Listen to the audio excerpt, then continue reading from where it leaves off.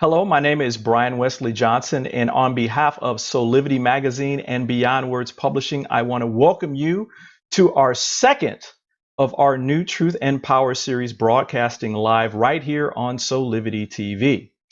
We developed this series to bring together our national and international communities to discuss, debate, and create solutions to affect positive impact on our world.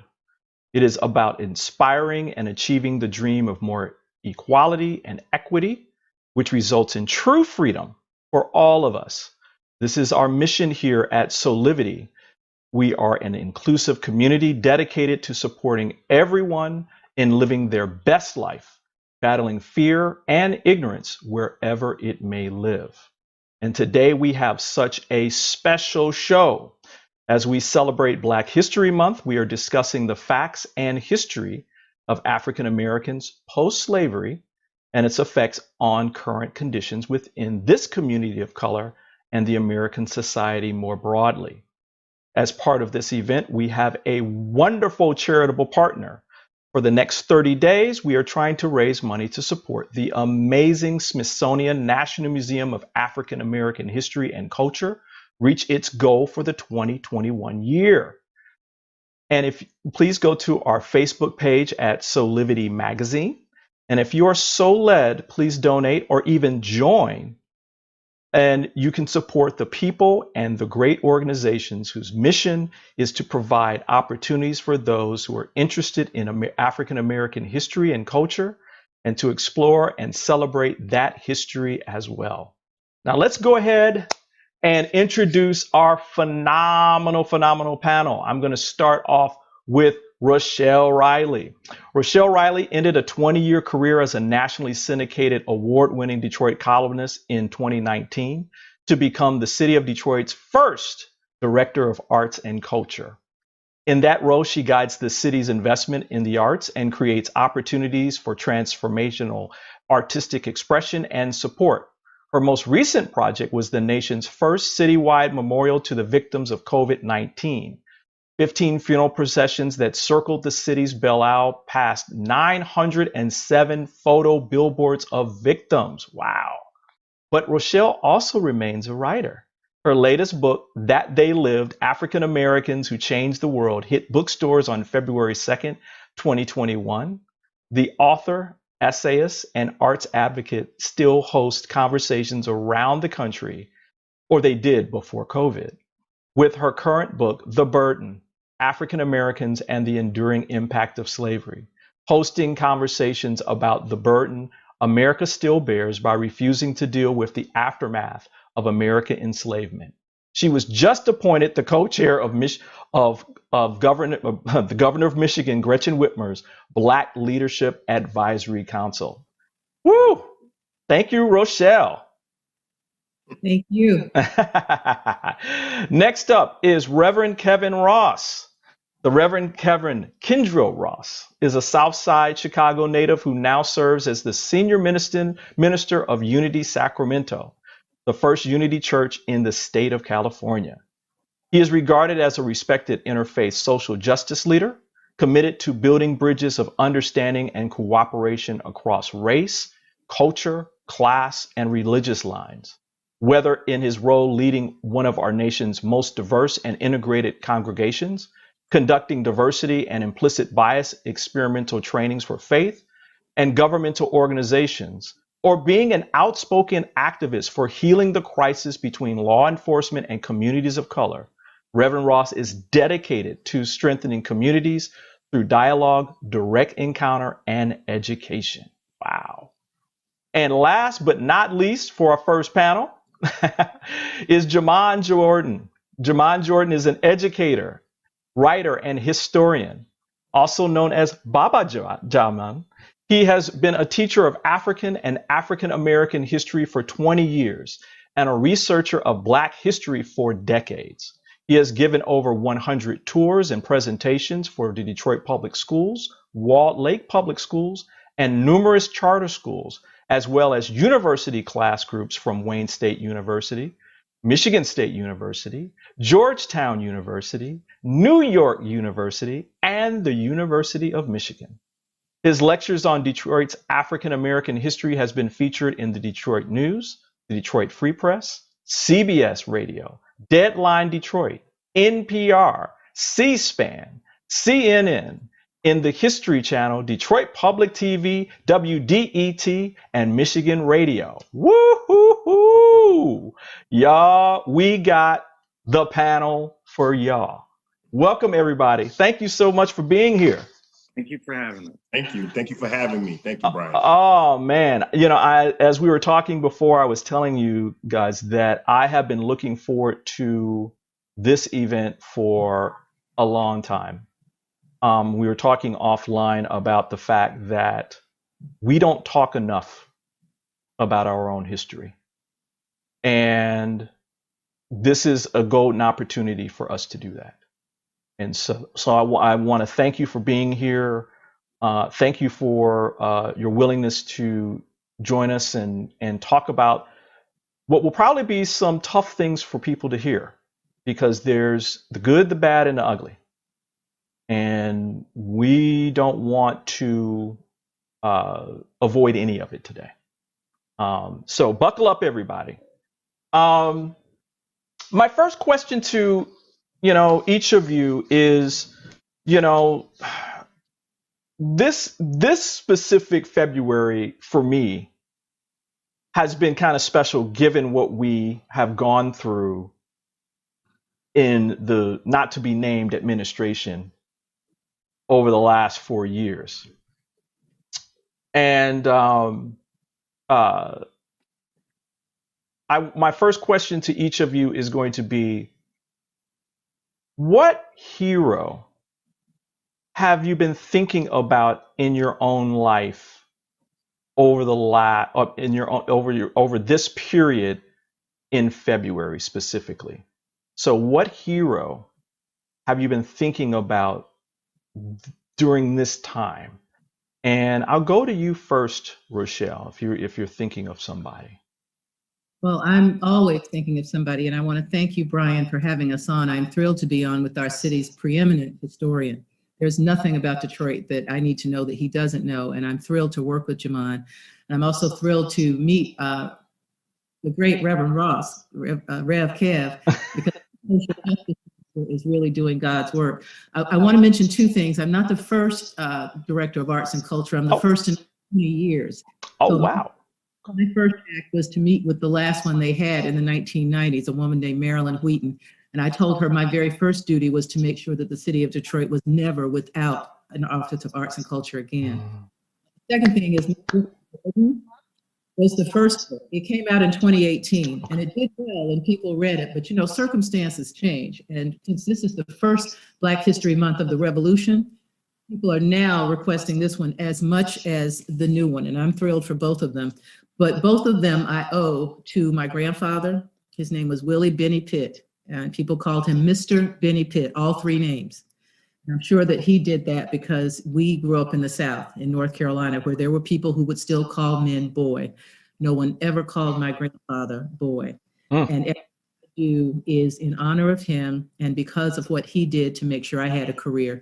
And the second one, of course, is Fannie Lou Hamer, because we truly sometimes forget that as an African-American woman, and all of the African-American women in my family, we did not get the right to vote in 1920. I do not celebrate suffrage, 1920. I got the right to vote in 1965, thanks to Fannie Lou Hamer. So my mom, my aunts, and I, we owe our suffrage to her. Wow. Thank you for that. Rev Kev, how about you? Who's been on your mind lately in terms of our history? Again, I'm grateful to be with all of you. This is already a huge bright spot in my day in African American History Month. So I'm delighted. I have to go with two as well, and they happen to be women as well. The late Reverend Dr. Johnny Coleman, who was the founder and senior minister of Christ Universal Temple, the first Black megachurch to be built in the city of Chicago. But she was a powerful woman who inspired my life and career. And also Amanda Gorman. I am looking at her as a shero who is articulating the hope and the future of our nation.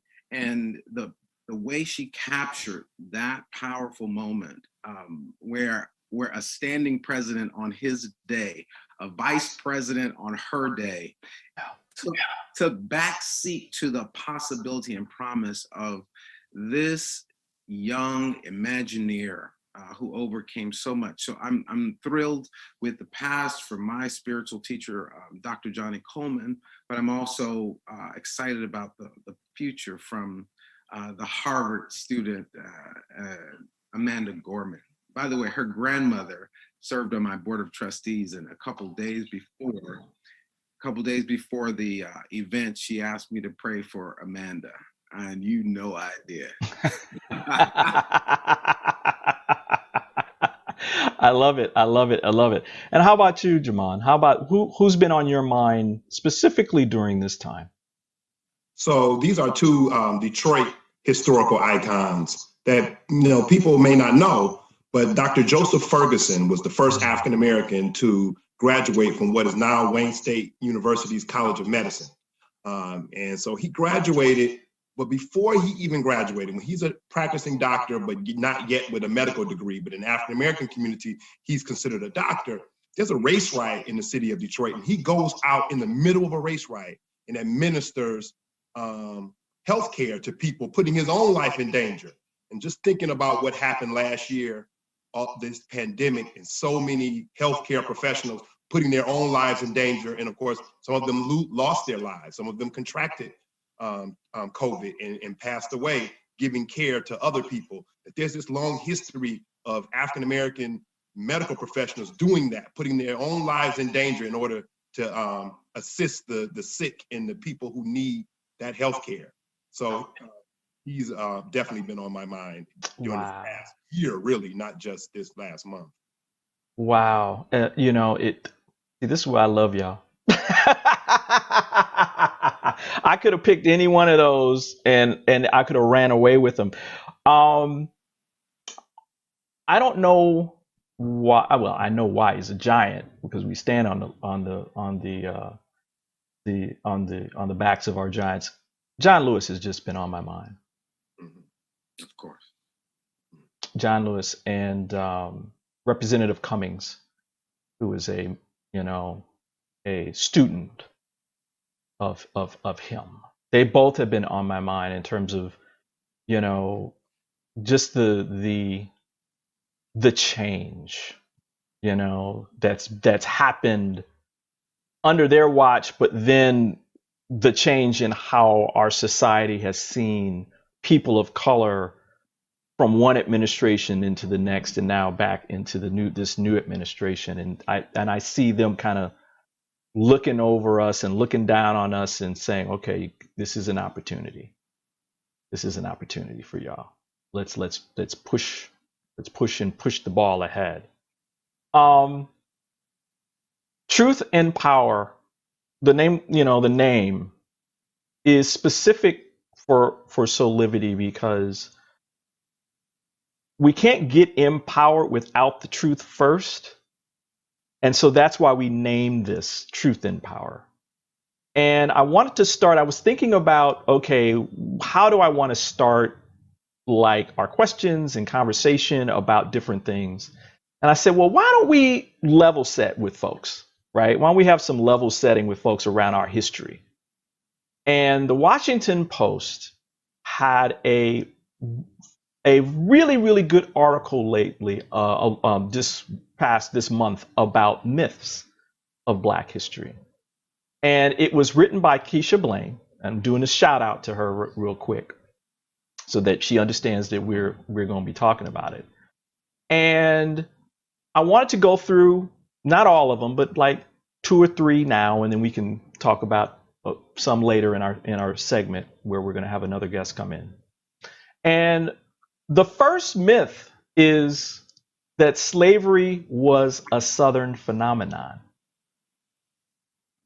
I think a whole bunch of people think that slavery was just germane to the South. And that is not true. And I see you nodding there, Javon. That's right. That's exactly right. So I'm going to let you give people just the snippet Okay. of what really went down and why that's not true. So just very short, it doesn't have to take that long. What we call the transatlantic slave trade was the forced capture, enslavement, migration via the Middle Passage on slave ships to the Caribbean, Central and South America, particularly Brazil, and North America, particularly the 13 colonies, but also the New France and New Amsterdam. So the Dutch, the Portuguese, the Irish, let's break them down. Okay. Portuguese, the Spanish, the French, the British, and the Dutch were the main five. There were other groups involved as well, but those were the main 5 European countries, nations involved in the mass enslavement of Africans, wherever their colonies were in the Western Hemisphere. So the Spanish are in Cuba and Puerto Rico and in South America and Central America. The Portuguese are mainly in Brazil. The British are in Barbados and in Jamaica and the Virgin Islands and these 13 colonies. The French are in New France, which are in Canada, but they also have a place called Detroit. Everywhere these groups of people are, they're enslaving people. Right. So Africans are enslaved in all of these places. All of the 13 colonies had slavery before they became a part of before that was the United States. Every one of them. Massachusetts had slavery. New York had slavery. And after, or the areas that will later become part of the United States, places like New Orleans, which was a French territory, places like Detroit, which was also French, places like Florida, which was Spanish. Those places had slavery, and when they get folded into the United States, they will continue having slavery. So Detroit had slavery. And so slavery is not a Southern phenomenon. At one point, slavery was an all-American phenomenon. Wow. Thank you for that. Rochelle, did you want to jump in on that one? I just want to say I can remember the very first time I read about people who were doing that great migration, not counting the migration of the later century, but that great migration north to escape slavery, only to get into Detroit and be re-enslaved. And I thought, we journalists, we think we know everything. I read that and was horrified, because even though I knew it was not a Southern phenomenon, it just freedom. We're re-enslaved just like that, right there on the Canadian border, where you think that folks made it to there, they were able to go across the river, and they were not. Wow. How about you, Kevin, Reverend Kev? I mean, you're from Chicago. I am. There's a lot of history there too. And what did you learn about in terms of the early parts of slavery there? Well, growing up on the south side of Chicago with my grandparents who were from the South, they had some better history than what was being taught in the Chicago public schools at the time. And so a great deal of my education about the transatlantic slave trade came from my family. My grandparents migrated from Arkansas at a time when jobs, factory positions like GM and all of those were coming along. And so we had to learn those things about slavery at the dinner table, often growing up in that 3-story brownstone, which was a big deal at the time. Right. But I believe I learned correctly most of what I understood. In fact, I remember my grandfather saying that anywhere you go in this world, hold your head up high, because all over the world at one point, every economy in the world was dependent upon the efforts of your ancestors. So you belong everywhere there is land on this planet. It was paid for by your ancestors worldwide. We had those types of conversations. Wow. Thank you so much. I mean, slavery was not germane to the South, y'all. It was everywhere. In fact, once Christopher Columbus hit the Caribbean, slavery was here. Period. Okay. Why don't we move to this next one? And and we're moving. I want to make sure we got that done so that we could start moving into our main discussion. Here's another myth. Abraham Lincoln ended slavery and freed enslaved people. I know, y'all. I know you just kind of like, okay. And again, this is what this program is about. It's about exposing the truth. And I see you, Jamon, just like, Yeah. go for it, So man. of course, this is something that I talk about a lot. So this is not a new thing for me. Let's start with the fact that in 1860, when Lincoln runs for president on the Republican ticket, he is not an abolitionist at that point. Right. Now, we can argue that by the time he is assassinated in 1865, he has evolved to become an abolitionist. But in 1860, he does not run as an abolitionist, and he is not an abolitionist. You can read his own writings. What he is opposed to the expansion of slavery in the new territories. So he's a moderate free soiler. There are radical Republicans in the Republican Party who are abolitionists. Charles Sumner is one. Thaddeus Stevens is one. In Detroit, we have Zachariah Chandler. He is a radical Republican and an abolitionist. And so they believe in not only the end of slavery, but they believe that Black people ought to be considered citizens and with equal rights. That's something else that Lincoln has not yet. He doesn't have that position in 1860 when he's running as president. So while he's president, the South will secede and there will be a war. Initially, Lincoln is trying to get around addressing slavery in this war. But the abolitionists are telling him, that's what the war is about. You're going to have to address this. The South has said, this is what the war is about. And so Lincoln is finally forced as a military measure to sign the Emancipation Proclamation. But let's understand something before we center Lincoln in this story.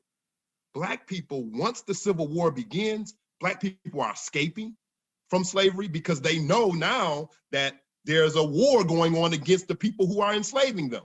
So if you see somebody fighting the people who are enslaving you, you're going to try to run away to the people who are fighting. So you got Black people escaping. You have small level slave revolts going on throughout the South, which is hurting the South's effort to fight this war. Right. You have Black people breaking the tools, burning the crops.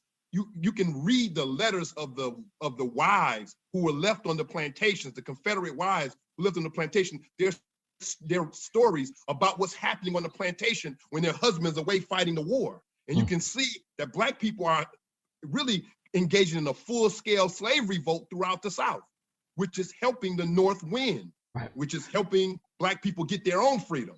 And then when Lincoln signs the Emancipation Proclamation in 1863, it only applies to the states that are in rebellion. So it does not apply to the states that stayed on the Union side. But now those states don't listen to Lincoln. They're fighting a war with Lincoln. But those Black people, when they hear about this, they escape on a massive level. Right. And not only do they escape, they joined the Union Army. Almost 200,000 Black soldiers joined the Union Army, and they were not drafted. Some of them were in Canada. They had escaped from slavery on the Underground Railroad and living free. They come back to the United States to join this war to fight against the people who were enslaving them. Black people freed themselves.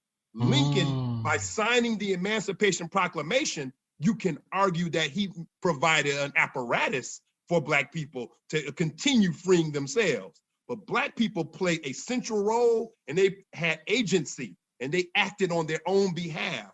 And Lincoln evolves on the issue of emancipation. He didn't start out that way, he evolves. But Black people will, in essence, free themselves. Wow. And that is the Black history that all kids of all colors should be learning.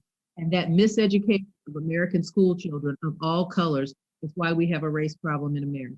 Yes. That's the part that's missing, and that's what people need to know. Yes. I know, Rev Kev, it seems like you want to get in on that too. I'm just saying amen. Can't stop the historians. No need to ask. I am in total agreement. I believe it is miseducation that continues to give us a false sense of ourselves in society and what we can possibly achieve. Imagine what would be possible if young people actually, young Black people and young people of color actually saw themselves as instrumental in their own liberation, and what that does when their consciousness is expanded to that possibility, and why it is important for the oppressive class to keep the myth alive, because then it keeps a permanent underclass within our society. And so this history must continue to be told. And that's the connection, everybody. You see where we're going with this, right? Where there is truth that leads to empowerment. And so we've got to tell the truth about what our history is. And it's our history. It's just not Black history. It's American history. That's it. All right. That's it. All right. We're going to take a short little pause for the cause. And when we come back, we're going to make a turn and talk about something that's really, really front and center, specifically that from what happened in 2020 with George Floyd, and that's law enforcement and policing. So we're going to make a turn toward that. So everybody stick tuned. We'll be right back with more Truth and Power. Okay. Soulivity Magazine and Beyond Words Publishing is pleased to announce its latest charitable partner, the National Museum of African American History and Culture. We ask you to join us in supporting this national treasure of memories and truth to stay alive for generations to come.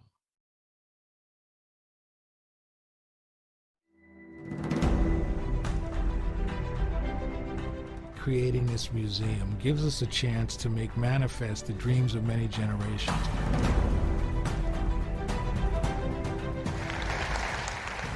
We call the lost dream back.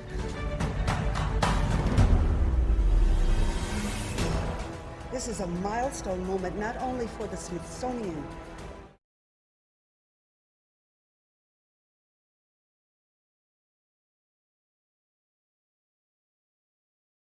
Soulivity Magazine and Beyond Words Publishing is pleased to announce its latest charitable partner, the National Museum of African American History and Culture.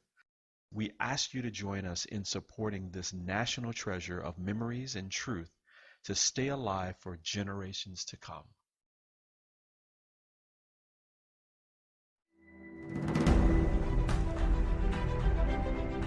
Creating this museum gives us a chance to make manifest the dreams of many generations.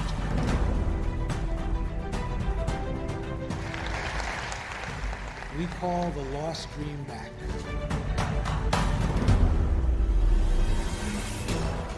this is a milestone moment not only for the Smithsonian, but for the United States.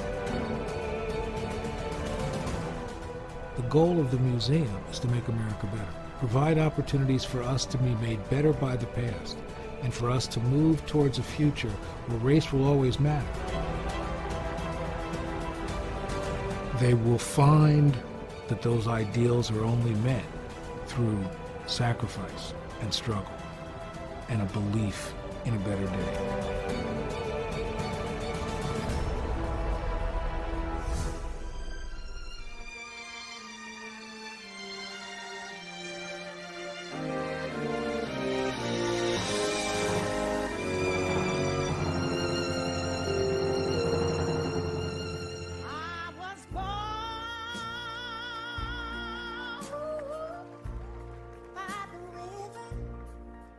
This place is more than a building.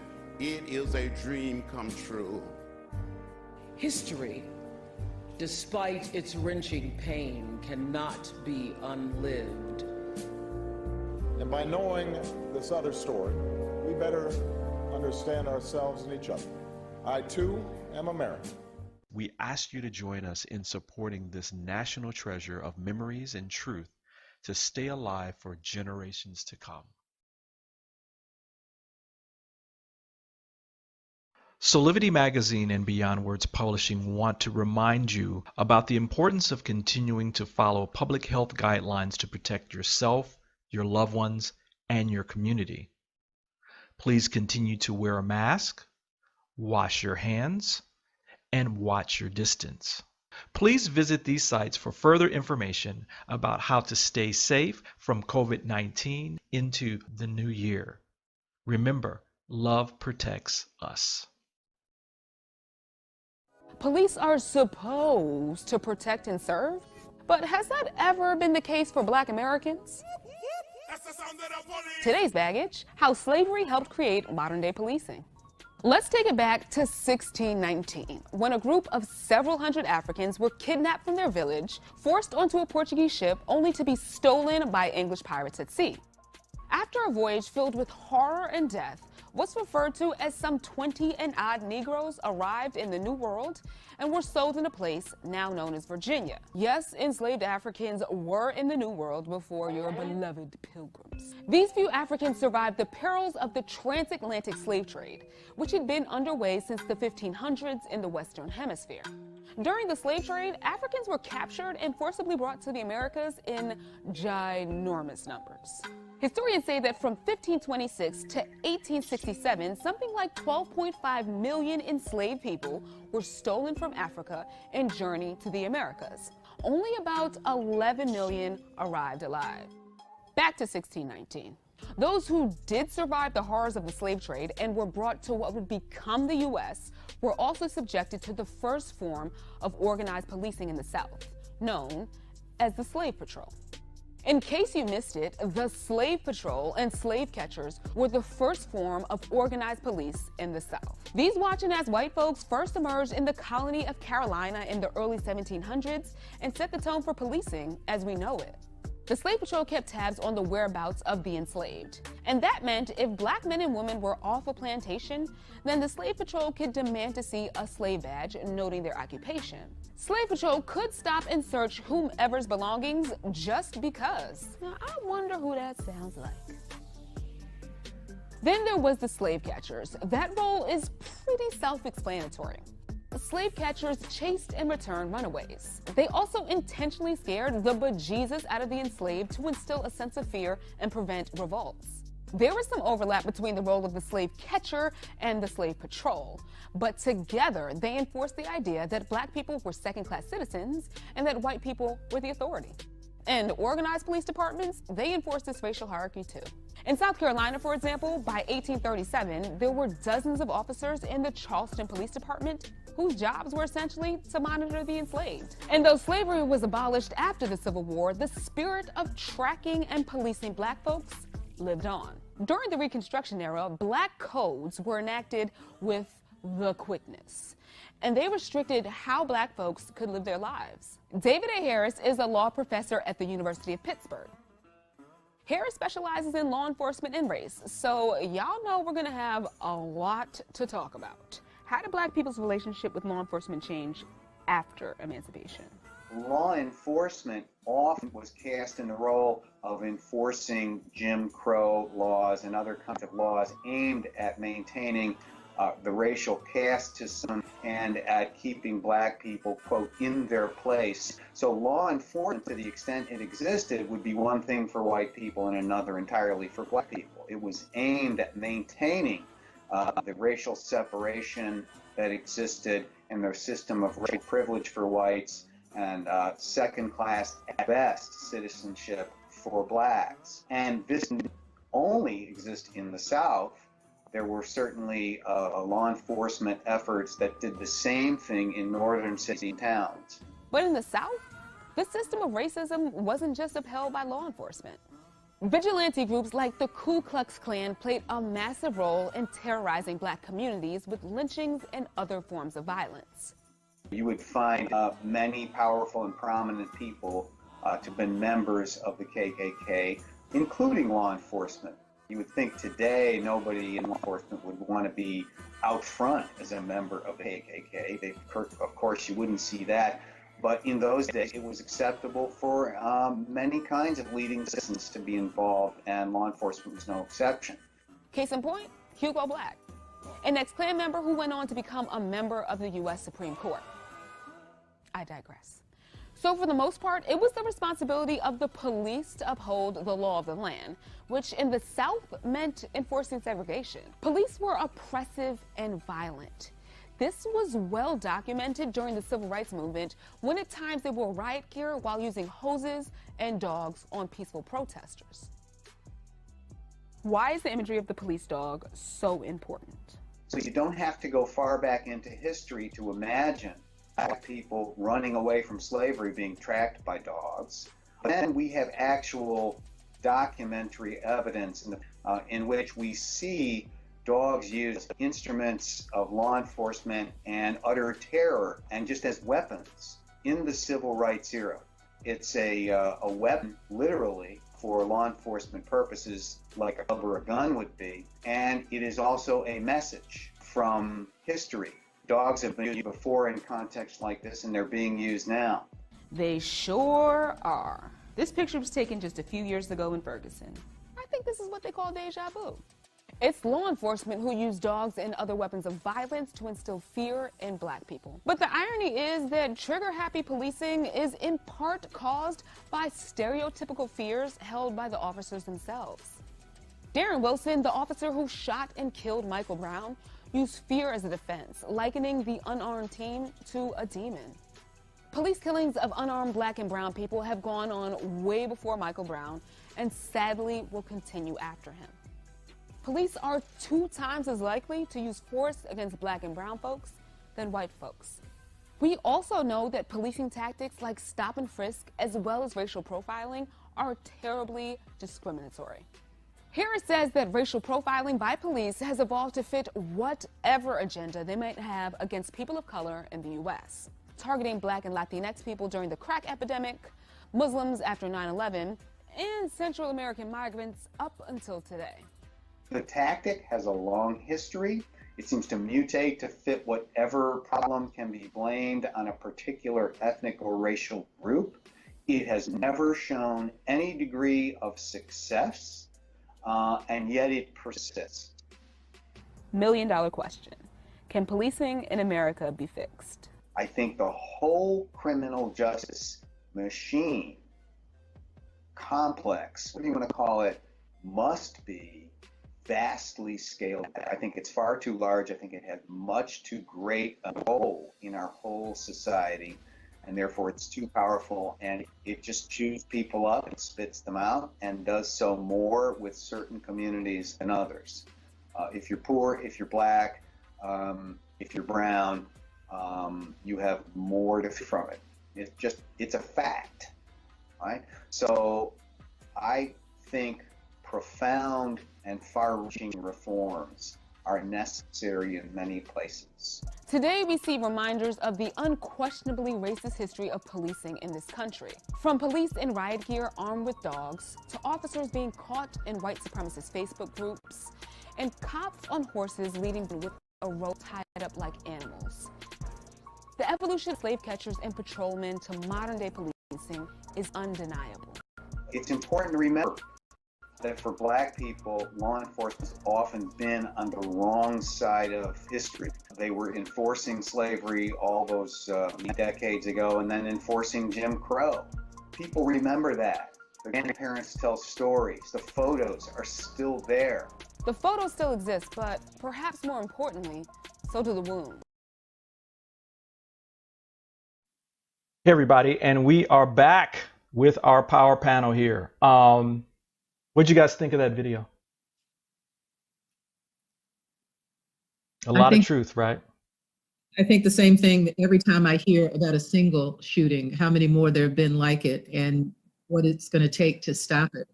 I was really pleased with the work that the Washington Post did, where they actually documented all of these police killings. But every time I read this, since 2015, police officers have fatally shot at least 135 unarmed black men and women. And I keep thinking, you know, that's a huge church choir. That's a big voice. That's a college class. We lose those people, and 75% of them were white officers who aren't required to learn anything that will help them with their multicultural understanding of how not to treat black people as criminals. Yeah. Yeah.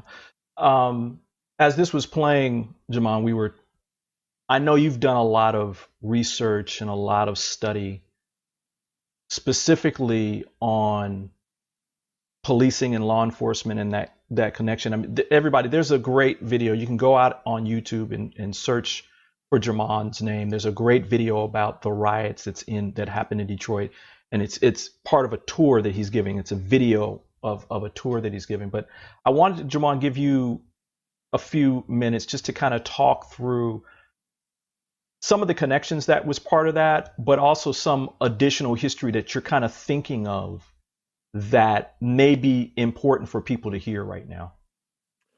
So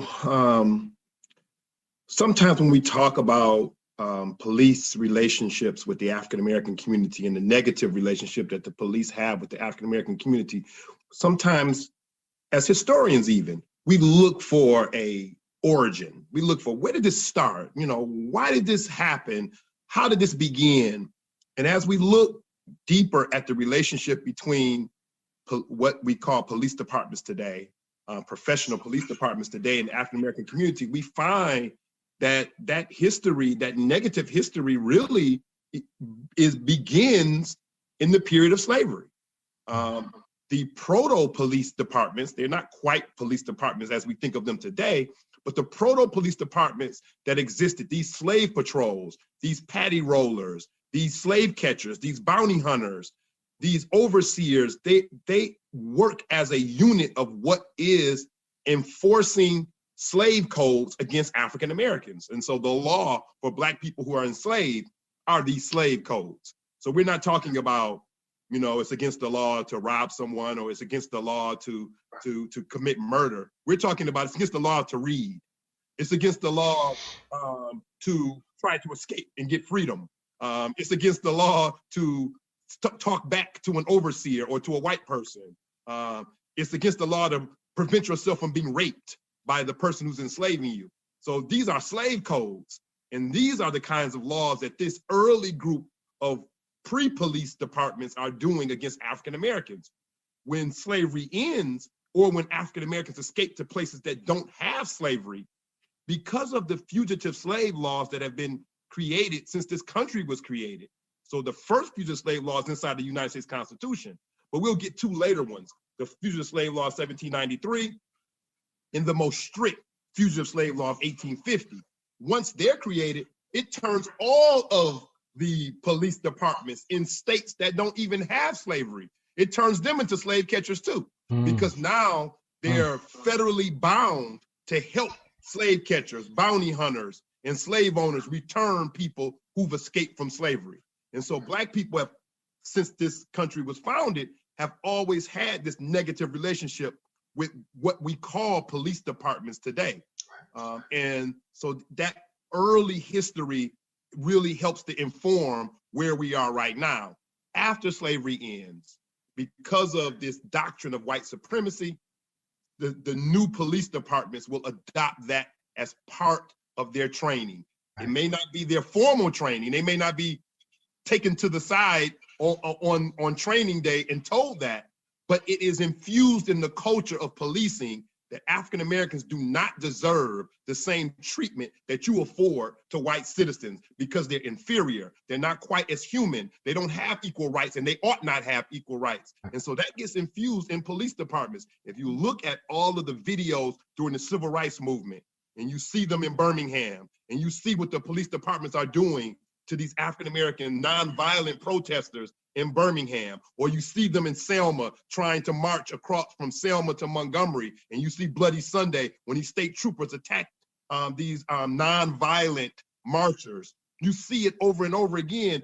It helps to inform us right now when we see unarmed and innocent Black people being beaten, killed, choked, and murdered by police officers. If you see what they did to nonviolent protesters in the 1950s and 60s, then it makes more sense. It becomes much more understandable what's happening to unarmed African Americans today. Wow. Thank you, man. Thank you. Woo. You know, as you were talking, I was thinking about the movie 12 Years a Slave and the connection, right? Because a lot of people think, oh, well, everything was fine in the North.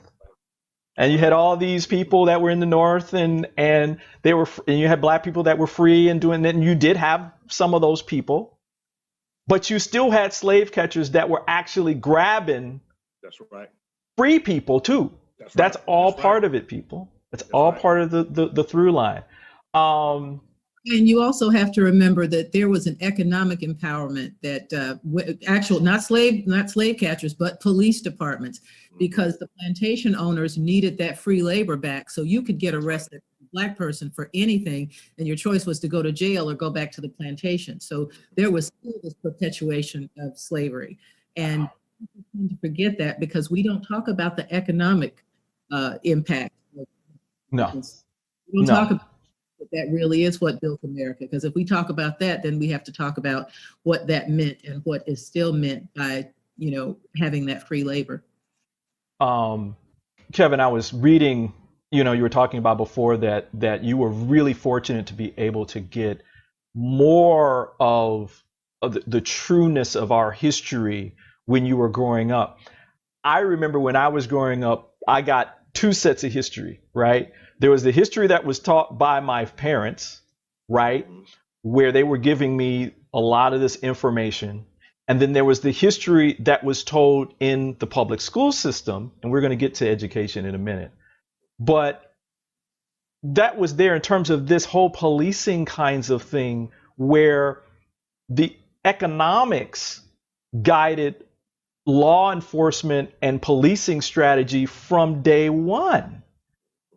Black people were the economic engine. We were the ones who built the stuff. We were the ones who picked the stuff. We were the ones who transport the stuff. I mean, outside of our brothers and sisters on the West Coast that came later with the migration of Asian people, but we were doing all that. And so they had to keep us in line, right? And so, I was just thinking about that, and I want to get some of your thoughts about, the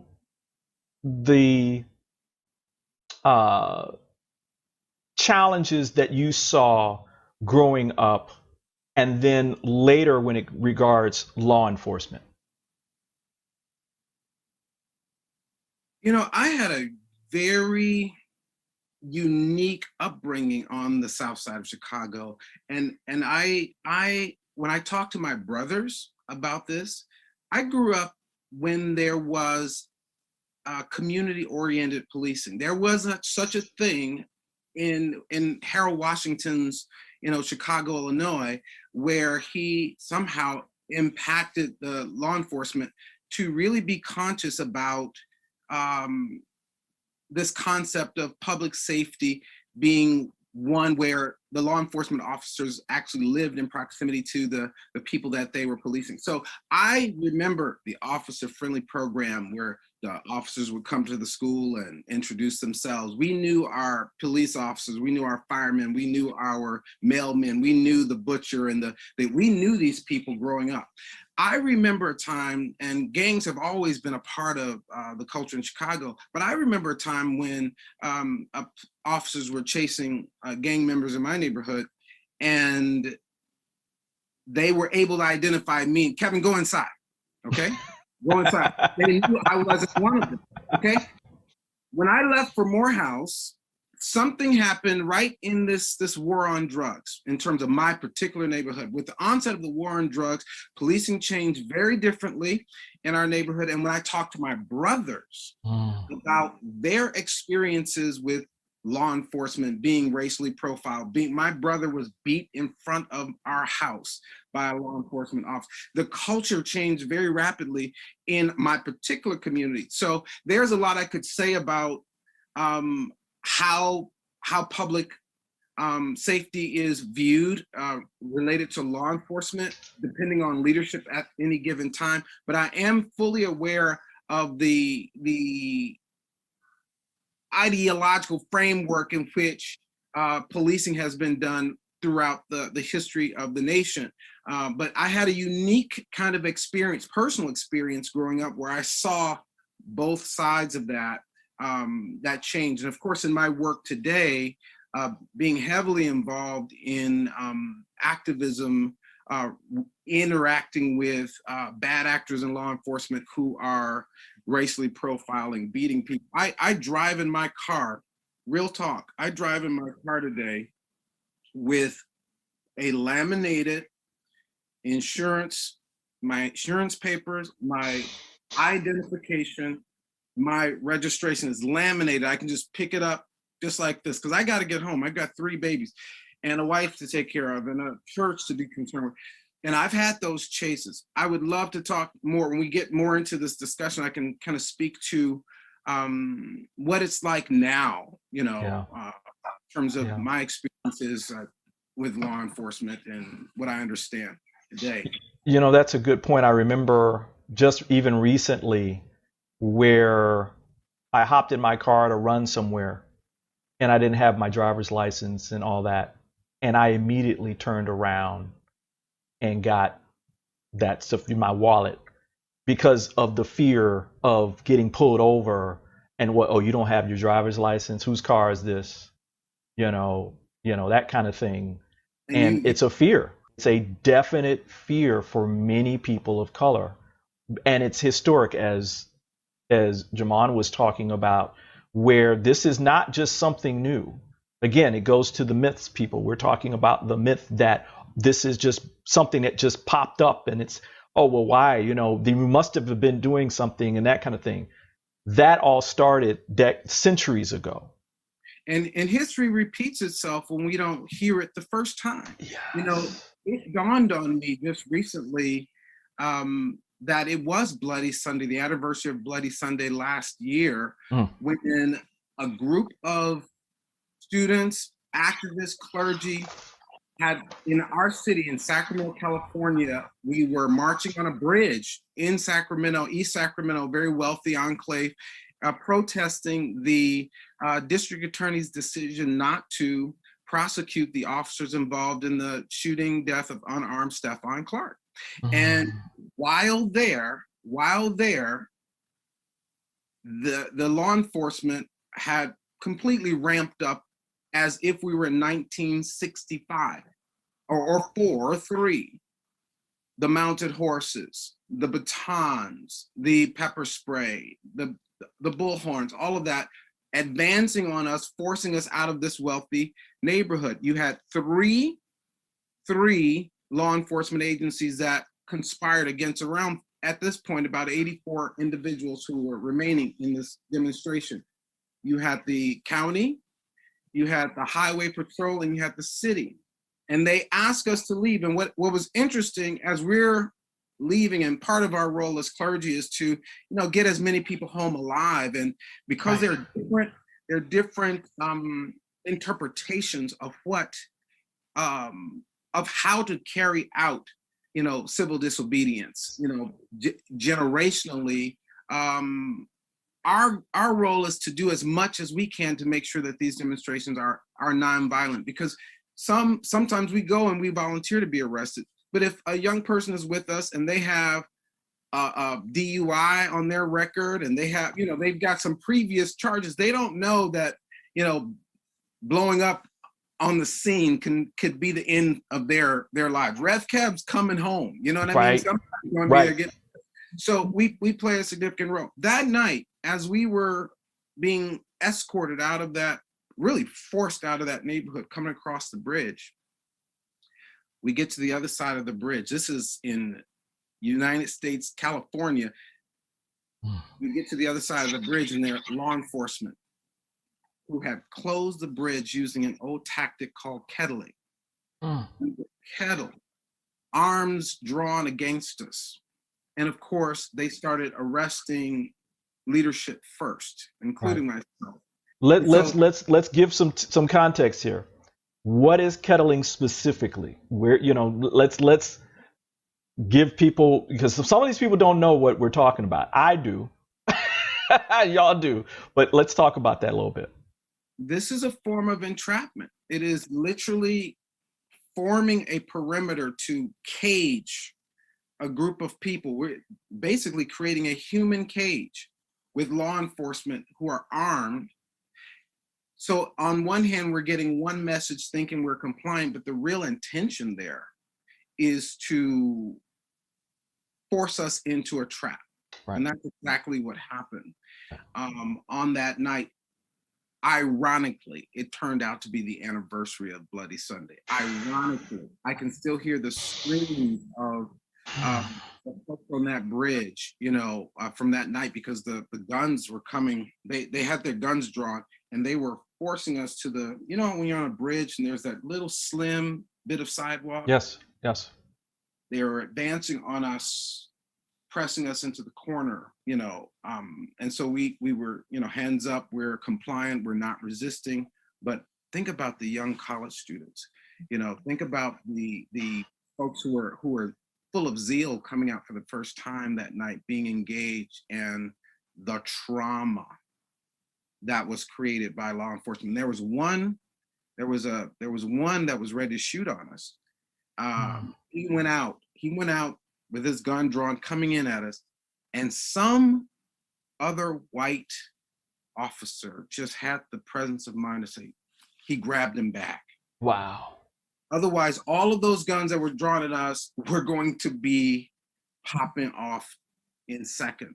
Right. And this is America today. This is what's happening right now to known personalities. We've been having these tables with law enforcement, mayor, local, and this happens across the nation, local leaders talking about how can we ensure that in the context of these current demonstrations that we can ensure that there is nonviolence on both sides. And for weeks and months leading up, even to that particular march, we had been having these discussions with law enforcement, and the first opportunity they had to violate that trust, they did. Jamon, I see you really feeling what Rev Kev is talking about here.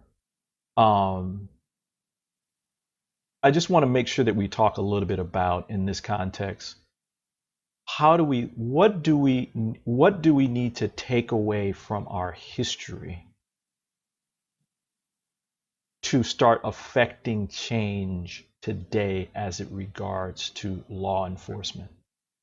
There's Black Lives Matter, and there's been, defund the police. But I want to get your perspective as a historian who understands the truth and then the reality of the connection between that historic truth and what we live today. Yeah. Rev Kev said it earlier when he was talking about the South Side of Chicago during the time of Harold Washington, and what Harold Washington was able to create. And this has been done in a number of cities. The issue is we need to find a way to sustain that kind of policing. It lasts for a while, but at some point things change. So in the city of Detroit, there had been a long history of negative relationships between African Americans and the police department. And then, of course, there was an uprising in 1967. After that uprising, the police department created a unit called STRESS, Stop the Robberies, Enjoy Safe Streets. And what it really was an undercover, the easiest way for me to put it, it was an undercover assassination squad created by the Detroit Police Department. Coleman Young is a state senator at the time, and he's running to be mayor. And he's making that part of his campaign. A major part of his campaign is to get rid of STRESS, right? To get rid of this assassination squad, this group of plainclothes officers who would come into the African American community looking like they're just a poor or a drunk white person in a rough community with money coming out of their pocket. And then, of course, if you try to rob them or take the money, they pull out their guns and shoot everybody who tried to do it. Not arrest you, not take you to jail, but kill you. Right. The STRESS would have shootouts with other police officers, with African American police officers. They'd have shootouts with them. So they were just a Wild West rogue group of officers. And so when Coleman Young runs, he runs to get rid of STRESS. And when he becomes mayor, he's elected in the 1973 election, becomes mayor. Executive Order 1A is the end of STRESS. So he gets rid of stress, and then he creates a system of hiring officers from within the community. And so on the year he got elected, there are 3,954 complaints of police brutality by citizens in the city of Detroit. Within 8 years, after his second term, we have 854 complaints of police brutality. Now that's still not great. Right. I mean, that's not, you know, paradise, but compared to 3,900 and some, that is a major difference because the officers were coming from the community. There were African Americans on the police department who knew what it's like to look down the gun barrel of an officer who doesn't look like you, doesn't care about you. So they knew what that was like, and they were less likely to do that. Now, what we've learned since is that the longer officers stay on the force, the more you're going to have to do to try to circumvent them treating African Americans the same way other officers treat African Americans. But when Black officers first got on the force, and they began to make a change, and they saw themselves as parts of that community. And so that happened in the city of Detroit, just as it happened in Washington, D.C. What we have, in Chicago, what we have to figure out is a way to sustain that over the long haul, and that we don't have to reinvent the wheel every 20 years or so. Right. We need to be able to have that as an ongoing thing. And of course, one part of that, which historically has helped, is a civilian police review board. That ought to exist in every city, a civilian police review board. And the more independent they are, the more effective they are. So if they're chosen by the police department or by the mayor, they're not as effective as if they're created and chosen by the community. Wow. So the more the community has a stake in this group, the more effective they are in circumventing some of these events. Excellent. You know, Rochelle, as Jamal and Kevin were talking about this, there's another obvious part in this too. We're talking about communities, right? Community policing, police who feel part of the community, and such and such and such. There was a time, I think it's ended now, but there was a time that all employees of the city of Detroit had to live in the city of Detroit. Mm-hmm. Remember that? Remember that, Rochelle? And I know you guys are remembering this too. That went away, and they allowed people to live outside of the city. Talk a little bit about that too in your own experience, because I know as an employee now of the city of Detroit, but also a loyal Detroiter. You know, I'm in DC now, but I still call myself a Detroiter. Talk a little bit about that. Well, let me mention two things, because one is this criminalization of Black folks, which started in the 70s and early 80s, having mostly to do with drugs or some of the things that you could use to label, particularly. And all of a sudden, it became open season on everybody deciding, well, these are bad.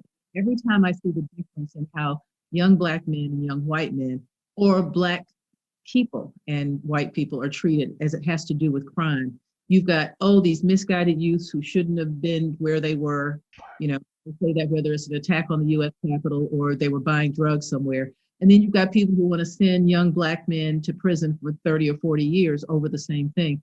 That criminalization is part of the problem. The reason people feel so strongly that your police officer should live in the community is because that's how you know, as Rev Kev said, that you see some kid and you go, oh no, you need to go home because I know you, opposed to you seeing everybody the same way. You have to teach that type of education, and you can't make somebody care, because one of the things that is not done enough for any police department that I'm aware of, and I'm sure there are some that are in smaller, mid-sized, where you have to have some training in customer service, in caring, in how to deal with young people, and in cultural care, because they have this thing now with some companies where they talk about cultural competence, where you have to understand certain things, like if you approach a person a certain way, what that might feel like or look like to them. There's not an officer anywhere in America who should not understand now that if they approach a young Black man, he is going to feel differently about that approach than a young white man or a woman. Anybody who pretends like they don't know that, they're lying. They need to be fired. They don't need to be fired. We've had going on, and with the way that, you know, we've had to have that talk with our young sons and grandsons for years. That's the first thing. So you have to decide, number one, either you're going to make people live in the community and hope that that is enough because they get to know them. You're going to have to make people understand whether you live in the community or not. You need to know the community. You need to walk, know who's who and what's what, and that, you know, this is Kev over here. I know him. I talk to him. You can be an officer friendly. If you're not willing to do that, then that's when you deal with people saying, okay, we think if you lived here, you'd know better. It's just like newsrooms where, you know, you've got white editors who say, well, I'm going to hire some Black people and we're going to be fine. Well, if those Black people aren't necessarily interested in Black people, aren't necessarily interested in writing about Black people or talking about what's happening with you, have not made a difference. But if you have somebody who's decided, I'm going to come in and, as I did as a columnist, be unapologetically Black, write about, you know, issues of concern to Black folks because it's important, then you have made a difference. So that's where we are, and that's what has to happen. So like Jaman said, it has to be front and center. It has to be what, you can't declare that you're doing community policing and then that's it. You have to do community. Wow, woo, you guys are on fire. Is it space to tag on to that? Because I think please. The topic, we brought it up, it's been brought up today earlier, just talking about the movements to defund the police. I want to just speak a little bit to that, you know, because what we're saying is let's reimagine public safety. Right.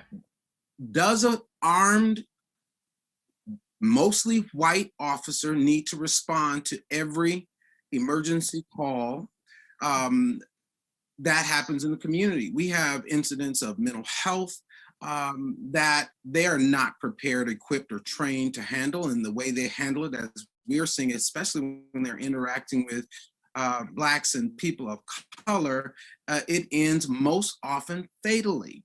You know, so are there other individuals, groups, professionals, experts in our communities that can be called? And that's some of the work that we're doing in this state, our city council and even the governor, to really, the county, actually, we're still working on that county, boy, the county, whew, that's another story. But we pressed the mayor to understand that when activists are saying defund the police, there's a radical side of that, obviously. You know, some want to see it completely abolished and start over. But there is a space that I think is reasonable that can begin to provide services. For example, what was birthed out of this trauma that's happening for Black folks who continue to be re-traumatized every time we see on television an image of someone like that looks like us be shot and killed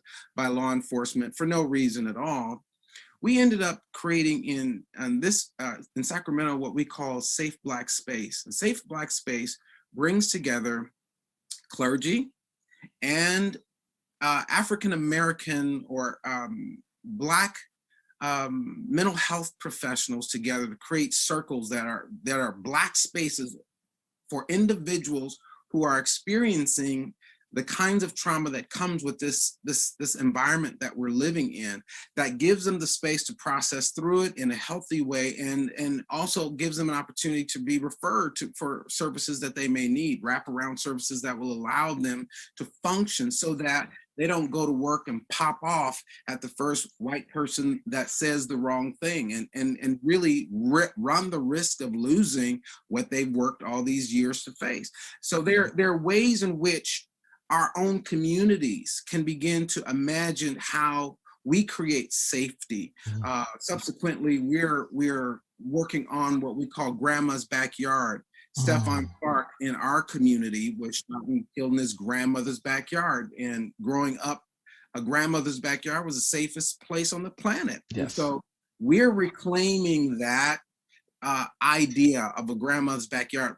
from being a murder scene to being a safe space for traumatized Black youth and for artists, activists, clergy, and community who want to have authentic encounter around coming to know each other and do racial healing and reconciliation. At some place, so we've devoted a plot of land on our property for that creation. At some point, we're going to have to become instrumental in what public safety looks like and get more involved locally. We often think that the national elections are the most important elections, but the pain is happening locally. We're seeing these things happen locally. And so our lack of information, our lack of being connected to those places where change can happen keeps us out of it, keeps us in these sick cycles. And so that's my 2 cents. I think that we can reimagine public safety to include more stakeholders who really care about our well-being as a whole. Yeah, looks like we lost Rochelle. I guess she'll be back. Why don't we take a pause for the cause real quick? And we're going to continue this thread, but we're going to continue it in a different way. There, she's back. My apologies. It's okay. Hey, look, all this energy in this conversation is probably, the internet's probably like ping, ping, ping, ping, ping, ping. But we're going to continue this thread because when we talk about communities, we can't talk about communities without the history of how those communities were built. Right? And so we're going to take a short pause. We're going to make this turn toward housing and economics, and we're going to welcome a very special guest. Okay? So everybody stay there, stay where you are, and we'll be right back. Okay? Do you feel like you can be in better health? Do you feel like there's something missing towards your path of success? Hi, I'm Rachel Kaplan, owner and creator of Higher Health Now. I started this company 3 years ago to help my yoga community thrive off their yoga mat. What I realized is that there's people from all walks of life who need this training. Today, I work with professionals all over the world, explore what's holding them back from living their version of good health, and help them shed light on the action steps they need to take to bring about that positive change. Professionals like you who want to be better in their work, better in their relationships, and take massive action towards living your life purpose. That's the meaning of higher health. I'm excited to meet you and show you the path towards living your higher health now.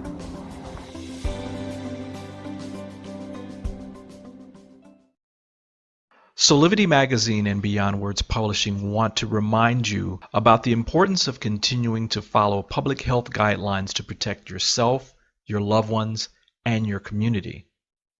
Please continue to wear a mask, wash your hands, and watch your distance. Please visit these sites for further information about how to stay safe from COVID-19 into the new year. Remember, love protects us.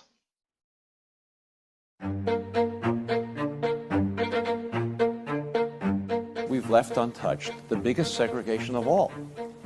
It overwhelms everything else and hangs over our entire society, and that is that every metropolitan area in this country is residentially segregated. I've lived in many of them. There are clearly defined areas in every one that I've lived in that are all white or mostly white, or all African American and mostly African American. And all of us accept this as part of the natural environment. It's not we think it's a good thing. We say it's too bad, but we think it's sort of natural, normal, something we accept. It's not that we've tried to do anything about it and have failed. We've never even tried. And so in order to rationalize to ourselves our failure to undo it, we've adopted the national myth.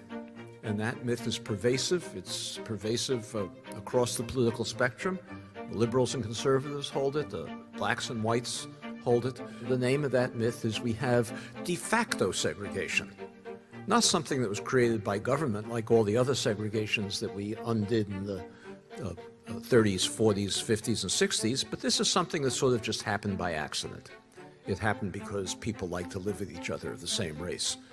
Or it happened because private actors, whether they were real estate agents or bankers or private citizens, discriminated in how they sold or rented homes.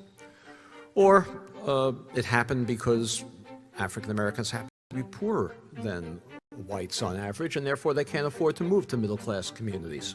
De facto segregation is an utter myth.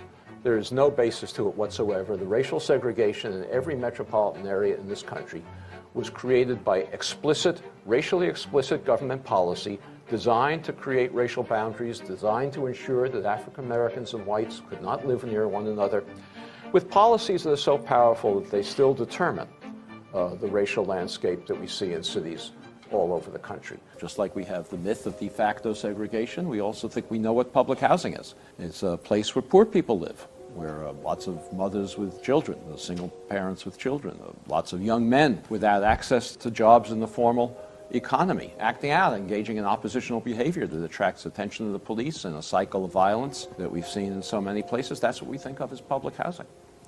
But that's not how public housing began in this country. Public housing began in this country as a program for middle-class, working-class families. During the Depression, poor people were not permitted into public housing when public housing was first created.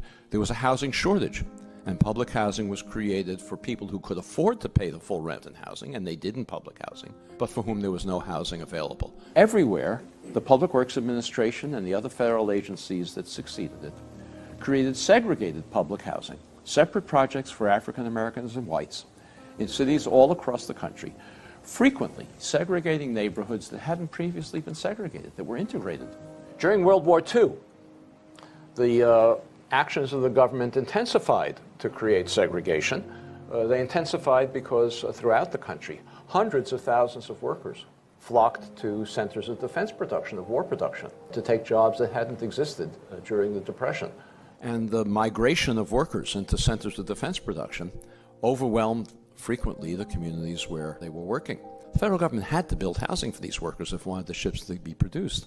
For the African Americans, they built the housing on temporary housing because the explicit goal of the housing was that African Americans after World War II would leave and go back to the South. So they built temporary housing for the African Americans along the railroad tracks and near the shipyards, and they built more stable housing for the white migrants in the white residential areas. Very soon after that, in the mid-1950s, a development occurred everywhere in the country, which was systematic, similar, and widespread. And that was that suddenly all the white projects began to develop large numbers of vacancies. All the black projects began to develop long waiting lists. And soon the situation became so untenable, so conspicuous, you couldn't have projects in the same city, some of which were virtually empty and the other of which had long waiting lists. The federal government and local housing agencies opened up all projects to African Americans, and then at about the same time, industry left the cities. Fewer and fewer jobs became available to the now increasingly and soon almost all African American population in the public housing. The population could no longer afford to pay the full cost of its rent, so the government had to begin subsidizing public housing. Maintenance declined in the projects. Prior to this, maintenance workers lived in the projects. They were paid good salaries and lived in the projects. Upkeep declined. The projects became vertical slums that we came to associate with public housing today. Another federal program that was perhaps even more powerful in creating racial segregation, and that was a program of the Federal Housing Administration designed to move white families out of urban areas into single-family homes in the suburbs. At a racially explicit basis, we created a white noose around every urban area with federally subsidized single-family home subdivisions. These were giant subdivisions in many cases. The most famous of them, I'm sure you've heard of it, is Levittown, east of New York City. 17,000 homes in one place. What bank would be crazy enough to lend a developer the money to build 17,000 homes or 15,000 homes in one place for which he had no buyers? We weren't a suburban country at that time. People thought the whole idea was lunacy. Who's going to want to live in a single-family home when they can live in the city instead? Any of these developers, the only way they could get the capital to build these giant subdivisions was by going to the Federal Housing Administration, submitting their plans for the development for approval of the construction materials they were going to use, the architectural design, the layout of the streets in the subdivision, and an explicit commitment not to sell a home to an African American, required by the Federal Housing Administration. The Federal Housing Administration even required, as a condition of these guarantees, developers like Levitt to place a clause in the deed of every home prohibiting resale to African Americans or rental to African Americans. These deeds still exist in these homes today. They're no longer enforced, no longer enforceable, but they're still there. What was the consequence of this? Well, those homes in those days, in all of these suburbs, they sold for $10,000 or less, $8,000, $9,000 a piece. In today's money, that's less than $100,000, probably $90,000. African Americans who were prohibited, not that they didn't want to, not because they didn't like living among whites, they were prohibited from moving into these suburbs, and they could easily afford to do so. Any working class family can afford to buy a home for $90,000, roughly twice national median income. Those homes and developments like that now sell for $300,000, $400,000, $500,000 and more. The white families over the next couple of generations gained, you can do the arithmetic, $200,000, $300,000, $400,000, $500,000 in equity. They used that equity to send their children to college, to take care of medical emergencies, to take care of economic downturns, most importantly, to bequeath it to their children, who then had down payments for their own homes. African Americans who accumulated none of that wealth as a result of this federal subsidy had none of those abilities. Today, nationwide, African American incomes are on average about 60% of white incomes. African American wealth today is 10% of white wealth. That enormous disparity between a 60% income ratio and a 10% wealth ratio is entirely attributable to unconstitutional federal housing policy practiced in the mid-20th century that has never been remedied. It's a constitutional violation, and of course it determines the ongoing racial inequalities we have today.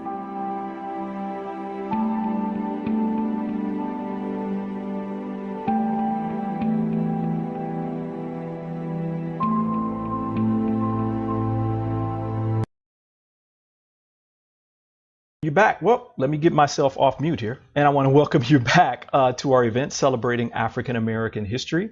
And it is my pleasure to welcome to our panel Sasha Gay Angus. Sasha Gay Angus is the president and CEO of Manna Incorporated. It serves low and moderate income families, assisting them to fulfill the dream of home ownership in the Washington, D.C. area. Since 1982, Manna created and preserved nearly 1,200 units of affordable housing for low and moderate income DC residents, and homeowners have accrued over $160 million in equity.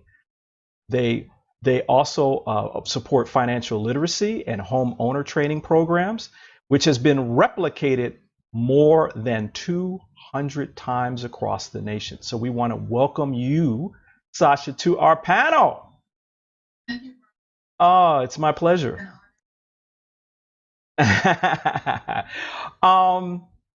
We were talking about community policing and law enforcement, and as Rev Kev, you were talking about reimagining that. But there's a through line that goes right to economics and housing specifically. And that's one of the reasons why I wanted you to be on the panel, Sasha, today, because as an expert in housing policy, and affordable housing, housing is like the cornerstone of economic wealth in this country. Can you talk a little bit about that? Because I mean, this goes back into your own, your graduate studies where you were doing a fellowship that revolved around this as well. So you know the facts and truth that are aligned with the video that we just showed. So can you talk a little bit about that?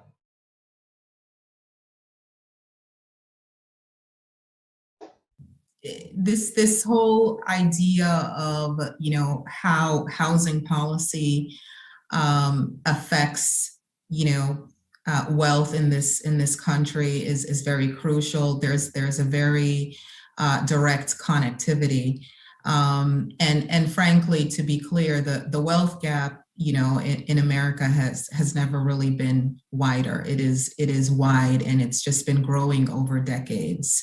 You can tell from the video that historically African Americans have been disenfranchised as a result, of federal policies,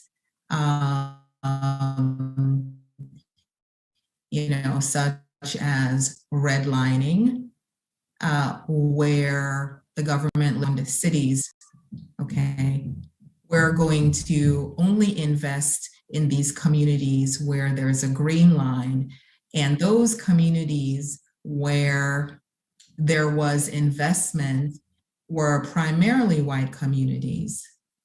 And the communities that were redlined were primarily Black communities, okay? So Black communities did not become impoverished just by happenstance.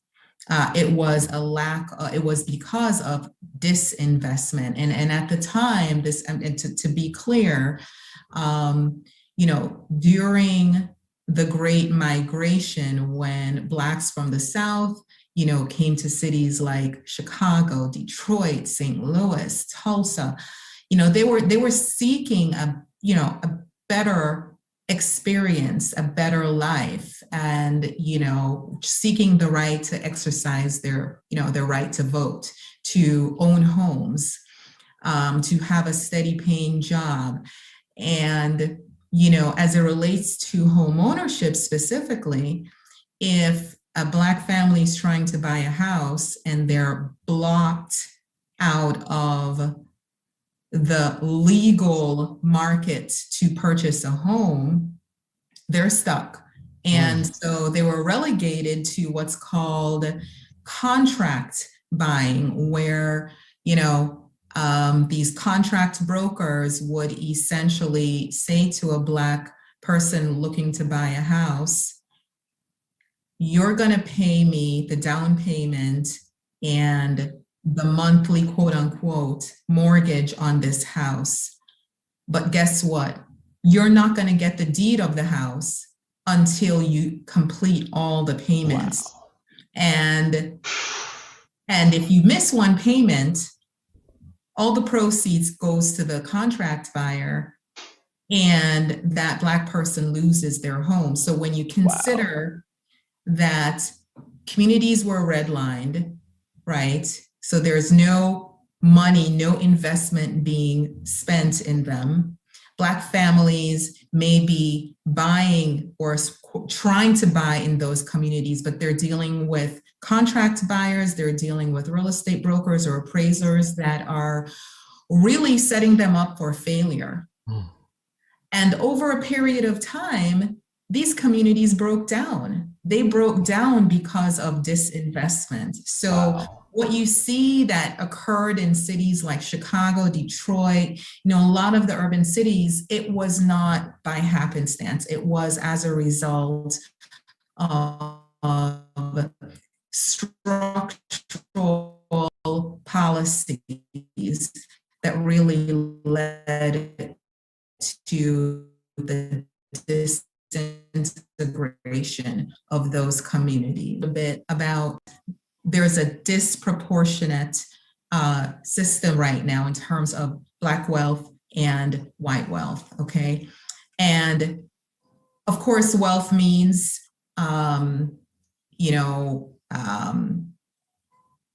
owning, entrepreneurship. You may be able to accumulate wealth through entrepreneurship. Yeah.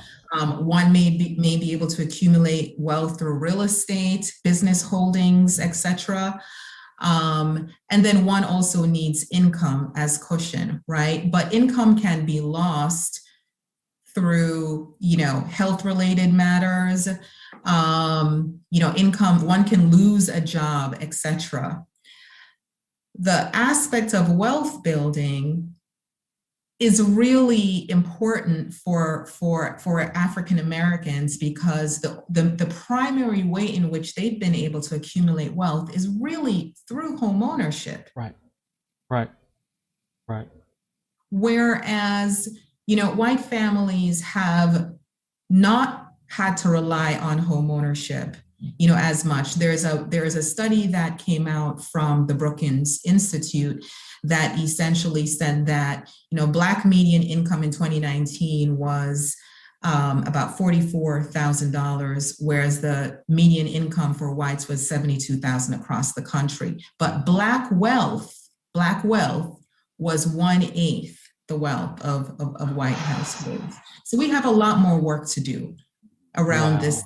We have a lot more work to do in addressing the systemic problem that we're facing today in terms of the wealth gap. Wow. Thank you for that. I mean, and again, everybody, this is the truth. I mean, these are the facts and the history that we live in as a country, right? That has been there. And we're not just talking about that this is something that a small group of people were doing. This was actual policy at the local, state, and federal levels that blocked Black people out of the same opportunities that white families had. I'm also thinking about, Rochelle, I'm also thinking about another part of our history around how our communities were built was the blockout of things like the GI Bill or the New Deal or other things where Blacks weren't able to get that money, even though, like, for instance, like the GI Bill, Black soldiers died, and Black soldiers have died in every single war that America has fought, going back to even before the Revolutionary War. And so when Black GIs came back from the war, they didn't get any of that money, or if there was a chosen few that might have gotten, but it was nowhere near the amount of money that white GIs got to rebuild their lives post World War II. Can you talk a little bit about your experience and the history around that as well? Let's talk a little bit, and I'm so glad that Sasha gave us that brilliant breakdown so people can understand that in America, discriminating against Black folks was not just policy, it was the law. Right. Things were allowed for over a century. Here in Detroit, 2 years ago, housing, which is, considered affordable when it consumes more than 30% of government, and attack that gap. That part is laudable. What you're talking about is literally a century of blockage that you cannot overcome overnight. So you still have things who are being attacked 3 ways.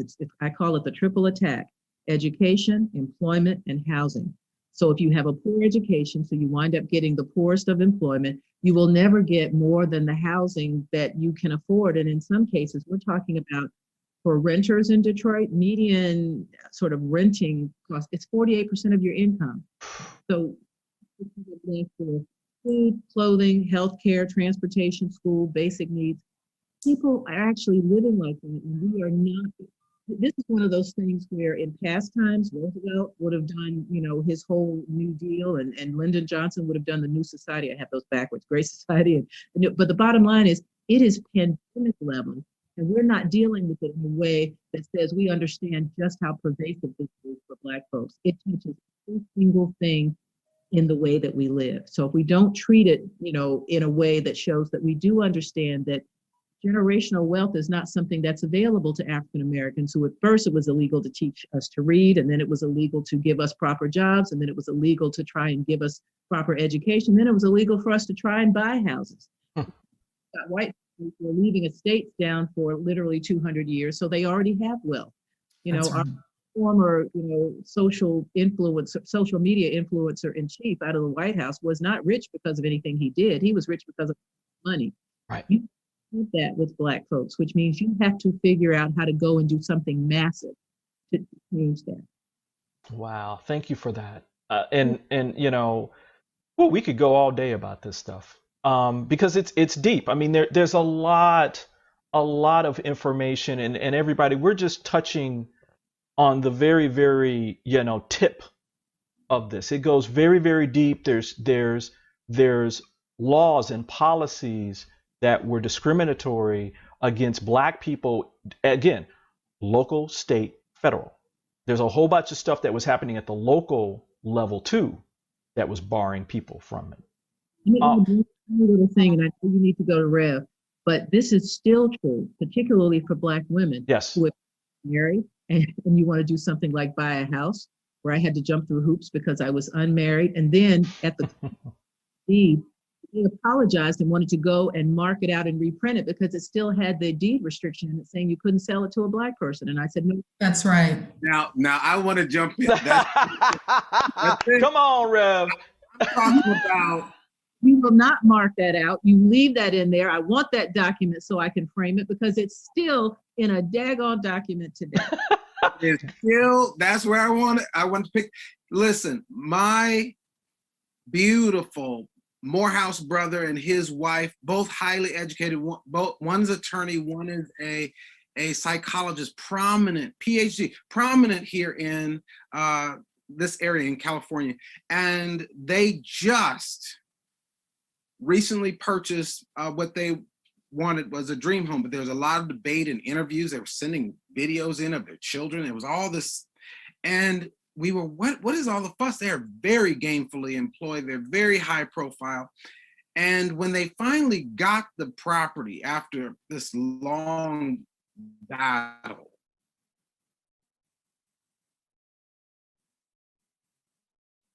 the restrictions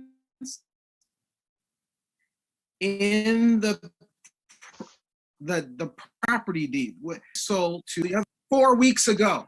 Wow. I'm talking, this is very, and I know for our relatives, our white brothers and sisters who are tuning into this, I want you to know that as you begin to engage and become interested in being allies or stand alongside this whole effort to dismantle systemic racism within the United States of America and begin to align yourselves with the causes that will affect and uplift Black people, you're gonna have to face the dark past that we have faced. And it is, I know it immediately kind of rattles you and I can't believe it and all, but let's go ahead and get over that, because that shock, that initial shock is our daily existence in this country.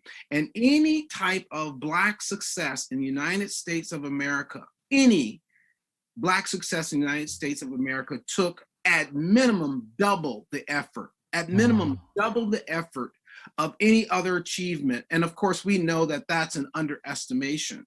So as we're celebrating Black History Month and the accomplishments of Black people, what we've been unpacking for you on this series is, in this show, is what we've had to crawl out against. So when you're looking at Black success, you're looking at tremendous resilience from the person who's been able to hold down a job and sanity in the United States at the same time and get kids off to school, who've been able to graduate from college. And you're talking about literally resisting the entire system of government in the United States, along with social practice. So that's what you're looking at. And we're kicking off, and this is American history, as has been said.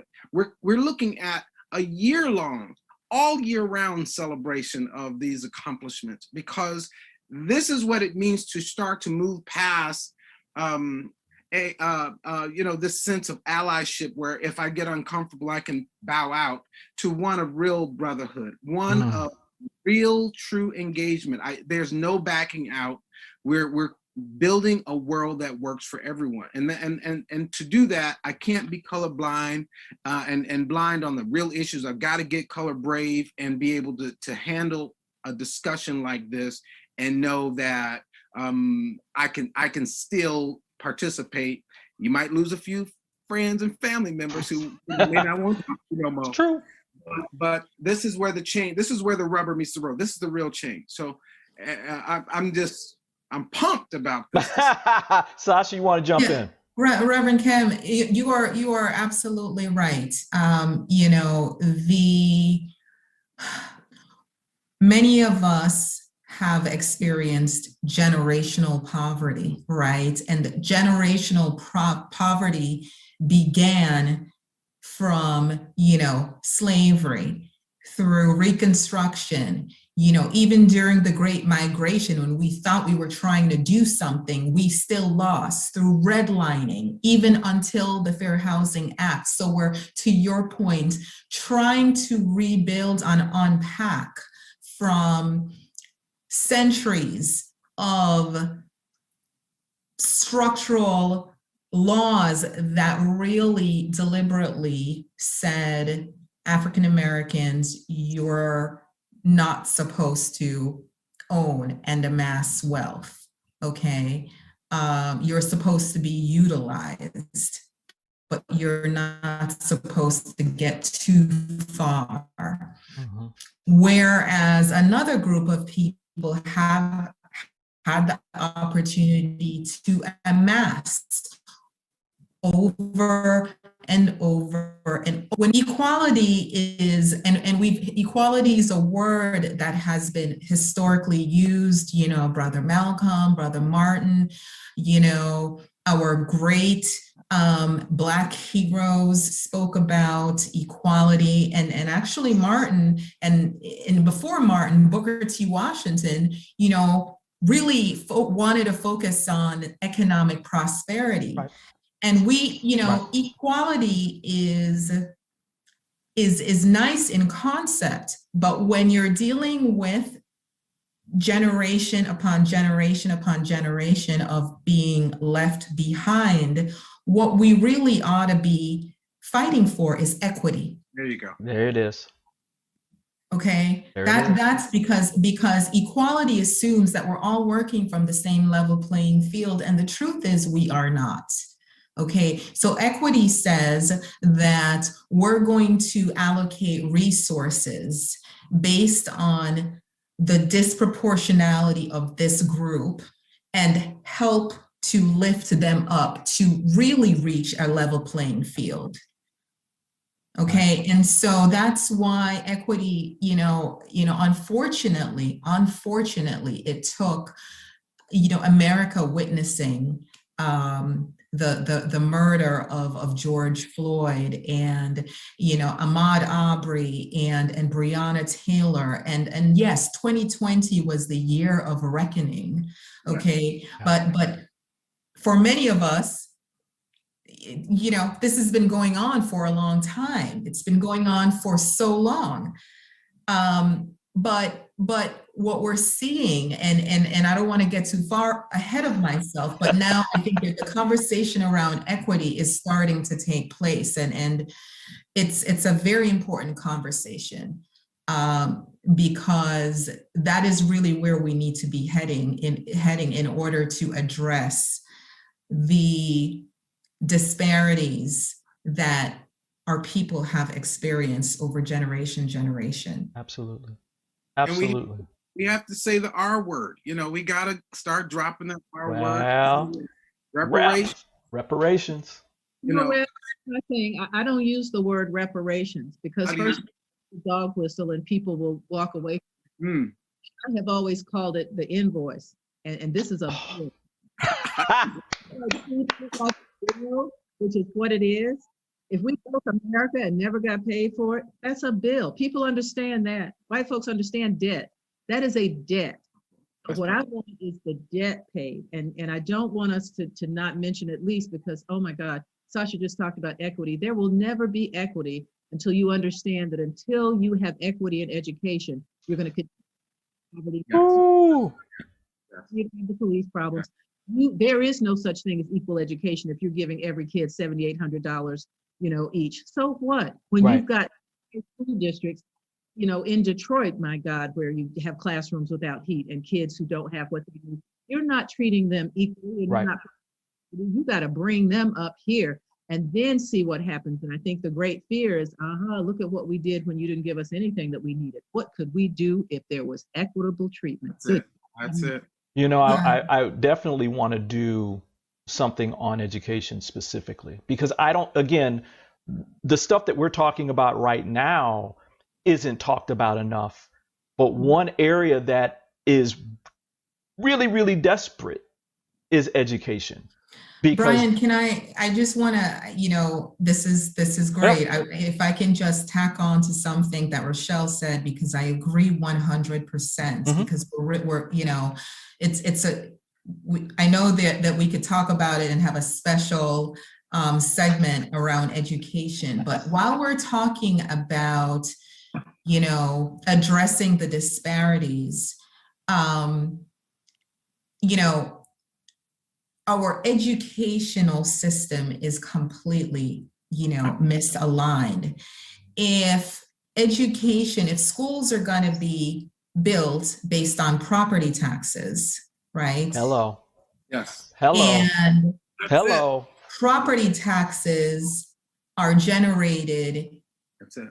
In communities, high property taxes are generated from strong communities, and lower property taxes are generated from not so good communities, right? Which schools do you think are going to be better? Yeah.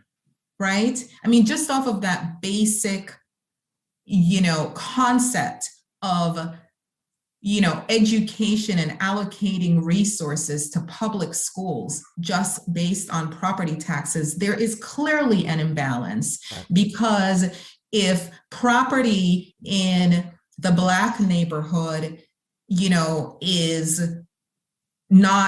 devalued as a result of all of these structural racist laws and policies, whereas properties in, white suburbs that were also created and invested in are higher, then there's a disproportionality again. And we are still trying to fight the fight. Right.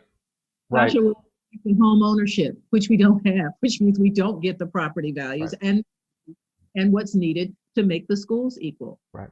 Right. And go ahead, Rev. That whole policy just has to be abandoned because it's structurally unequal. It will never produce any fairness.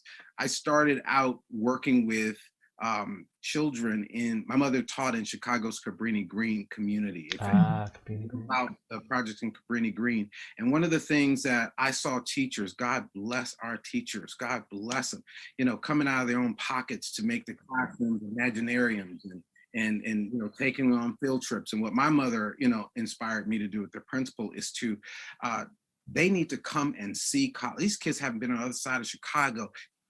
Work something out with the principal, Kevin, so that they can come and experience Morehouse. And so we created what was called the Weekend of Empowerment, and we were flying 3rd, 4th, 5th, and 6th graders based on Dr. Haki Mahabuti's research around conspiracy to destroy Black boys. We started bringing kids to spend a weekend on the campus at Morehouse College because we knew that it was going to take more than what the resources that were allocated by government in order to get our kids free.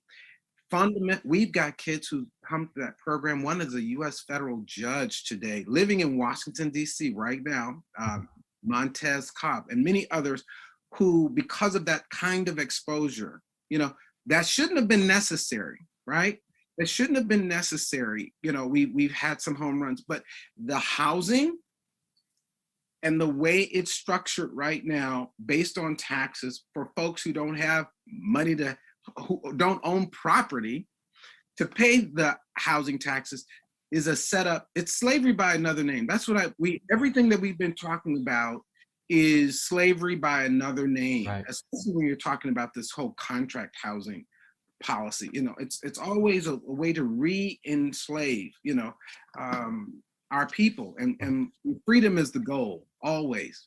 I'm glad you said that, Rev.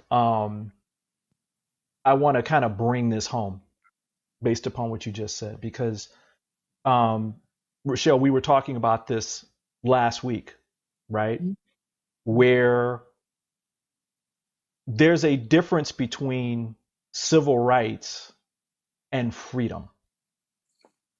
Civil rights is enshrined in the law, right? It's, you fight for a law and you get it passed, and then you have a right where you can sue or seek, reparations for damage that you've been done based upon the law.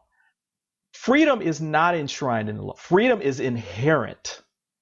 So when you're born, you should feel free that you can do anything that you want to do. I mean, within the confines of a law, but that you're free as long as that you're living your life to pursue joy, happiness, and prosperity. Then there's no problem. Black people, people of color in this country have never really felt that. That's never been inherent for us. And so what we're fighting for, to your point, Rev, is freedom. Freedom to breathe. I mean, when we have children that are born that are having to give that their parents have to give them the talk, or children that are born into communities that are devalued, where they can't, there's no upward mobility for them through housing policy, or they're, and we talked about education. So this stuff is all interconnected, and it all is historic. It all goes back to history, our history. That's why it's important to understand that Black history, African American history, is American history. It's American history. It's the way it's how our country was founded.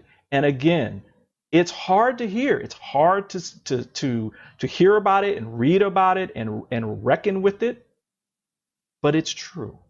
It's absolutely true. And there's no way forward without you really understanding that and taking a stand with the people that have suffered so much and gone through so much trauma and continue to go through pain and trauma. So you stand with them, you know your history, and you stand with those folks. That's why we're battling fear and ignorance. Not just fighting it, we're battling it. And we need your help. That's what this show is all about. Go ahead, Rev. I'll let you have a minute and then we'll wrap. I have to say this. First of all, thank you for allowing me to participate in meeting these brilliant minds, and two, just the encouragement that these conversations are being had out loud and over the internet, and really being disruptive to the old patterns that have kept, if not us, who, if not when, now. Right. And I want to thank Beyond Words, my publisher, who pulled me into this loop. And you mentioned breath, and so I couldn't let this hour in without introducing my book. It was released on February 14th. It's called Breathing Space. And it is a 52-week meditation journey for centered, soulful, and successful living. And the intention behind Breathing Space is really a response that my brother, Reverend Eric Donaldson, and I have to the present double pandemic that folks are living through, and are trying to find methods to remain grounded, centered, and sane during this period. Yes. And so this is a guide. This is something people can do just to step through week by week. And it's available where books are sold: Walmart, Barnes and Noble, Amazon, all those places. And it's available now. And it's our attempt at keeping us conscious during this period with our values intact. Thank you. Our values intact. Thank you, man. I mean, we need it. We absolutely need it. We need it. We need to stay centered. We need to stay grounded. We need to stay in a sense of self-awareness and peace. Mm-hmm. Since we're talking books, I want to make sure I do another little plug for my other friend from Detroit. Yes. Please go out and buy her books. Let me put them up here so people can see them. Please buy The Burden: African Americans and the Enduring Impact of Slavery, and That They Lived: African Americans Who Changed the World by Rochelle Riley. Oh man, I'm on my fourth read of the first one. Let me take, I know you're almost out of time, to say the most important thing, I want you to buy the book, The Burden, but I want you to think about that burden, because America has spent a century and a half breaking its own laws, which is why it keeps giving itself a slap on the wrist by amending the Constitution. It is time for us to sue. It is time for us to stop it. It is time for us to change that. That's how you get freedom. That's how we actually have change. Wow, thank you for that. So I want to say thanks to all of you. Thanks to all of you. Rochelle Riley, Rev Kev, Kevin Ross, Sasha Gay Angus from Mana, and of course, who had to leave, Jamon Jordan from Black Scroll Network. Make sure you go check out his website too. And because he's doing some fabulous tours within the city of Detroit, you know, they're socially distant, so you can learn about the history that's there, but that relates across to many cities where people of color have lived. And so thanks to all of you. Thanks to all of you. With the time they have left, I want to make sure that we tell you about our next event. Coming up on Saturday, March 20th, we are celebrating women around the globe. It's a candid conversation about gender equality and equity and solutions for a better world. So you do not want to miss that. Listen, on behalf of everybody, thank you for joining us today. Really appreciate you being here. Hopefully we'll see you at the next event coming up in March. And until next time, this is Brian Wesley Johnson on behalf of everybody saying thank you for being here. And I'm wishing you a life full of passion, purpose, and high quality living. I'll see you next time. Bye. Thank you. Beautiful.